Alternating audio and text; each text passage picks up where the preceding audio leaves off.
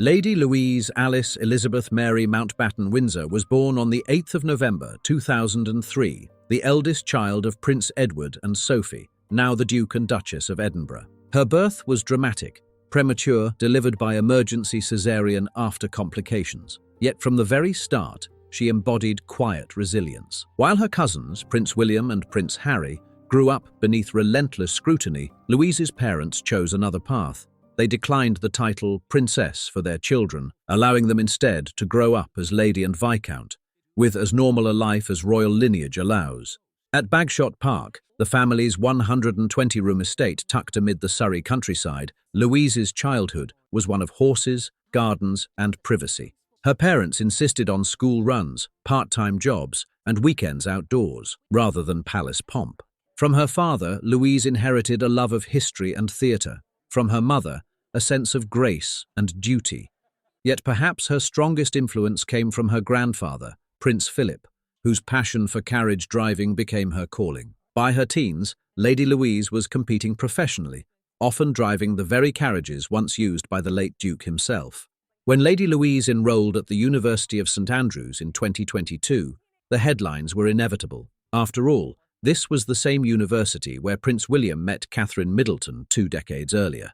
But unlike the fairy tale frenzy of that earlier royal romance, Louise's arrival at St Andrews was strikingly discreet. She moved into student halls like anyone else, studying English literature, walking the cobbled streets unnoticed. And yet, it was here, amid candle-lit libraries and North Sea winds, that a quiet friendship began to draw attention. Felix, his surname kept deliberately private by friends, is said to come from an old but understated English family, the kind whose wealth is measured in manners, not in money. Known on campus for his warmth and humility, Felix reportedly met Louise through mutual friends in the Equestrian Society. What began as study sessions and long walks along West Sands Beach soon deepened into something far more profound. By her second year, classmates noted how often Felix accompanied Louise to carriage-driving events, not in a formal box, but standing quietly at the edge of the field, applauding modestly as her horses thundered past. It was a gesture that spoke volumes, loyalty without spectacle, affection without fanfare. There's something hauntingly familiar about this story. A young royal woman balancing duty and passion, guided by quiet strength rather than titles. It recalls the spirit of Queen Elizabeth II herself in her youth, and the devotion she found in Prince Philip.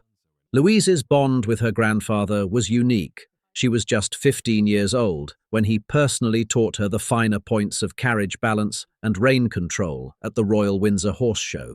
After his passing in 2021, Louise drove his carriage during the emotional memorial, her composure earning the admiration of even the most stoic royal watchers. It is said that Felix was among those quietly present that day, offering support from afar. If so, it was the kind of presence Philip himself would have admired.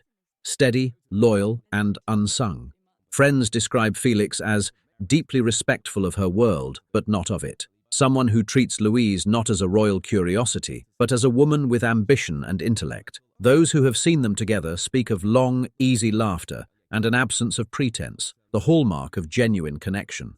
For generations, the Windsors have balanced love with duty, sometimes at great personal cost. From Edward VIII's abdication, to the trials of Princess Margaret, to the heartbreak and humanity of Princess Diana, royal romance has never been simple. Yet, Lady Louise's parents, Edward and Sophie, have quietly rewritten that script. Their marriage, now over 25 years strong, stands as one of the most stable in modern royal history. They married not for strategy or spectacle, but for mutual respect, holding their wedding in Windsor's intimate St. George's Chapel, rather than Westminster Abbey. This same ethos seems to guide their daughter. Louise's rumoured relationship with Felix mirrors the values her parents live by: privacy, partnership, and authenticity. Sources close to the family suggest that Sophie and Edward are delighted by Felix. Though, true to form, neither has confirmed nor denied any engagement talk. Palace aides, when asked, smile and say only, "Lady Louise is focused on her studies." Still, the clues persist. A delicate ring reportedly glimpsed on her left hand during this summer's Royal Windsor Horse Show set tongues wagging. And when Felix accompanied her to the annual Balmoral summer retreat, whispers turned into full-fledged speculation. If an engagement truly has been exchanged, It marks a new kind of royal romance, one unannounced, unhurried, and grounded in genuine friendship. While the palace remains silent, the British press has done what it does best: speculate. Some believe Felix hails from an old Scottish landed family, others that he's the son of a retired diplomat. What seems certain is his deep connection to St. Andrew's equestrian community, and a quiet confidence that allows him to exist easily alongside royal formality. Students describe him as bookish but charming, the sort who would rather repair a bridle than attend a nightclub. He's said to study environmental sciences, often volunteering with conservation projects in the Highlands. If this is indeed the man who has captured Lady Louise's heart, it feels fitting. He represents the next generation of the British upper class, global in outlook, modest in manner, rooted in stewardship rather than status. Though officially untitled in daily life, Lady Louise remains 14th in line to the throne, close enough to carry royal heritage, distant enough to live freely. Unlike her royal cousins, she has never courted celebrity. Her social media presence is non-existent, her interviews few, her public appearances understated. This quiet dignity has earned her admiration both inside and outside royal circles. If she and Felix are indeed preparing for marriage, theirs would symbolize a subtle but significant evolution in the monarchy, one that values normalcy over nobility, connection over convention. It's a narrative in tune with King Charles III's vision of a slimmed-down royal family, fewer titles, more authenticity. A union like Louise and Felix's would exemplify exactly that: royal blood meeting modern heart. As autumn settles over Windsor, the image of Lady Louise driving her grandfather's carriage across the dew-covered fields feels almost symbolic.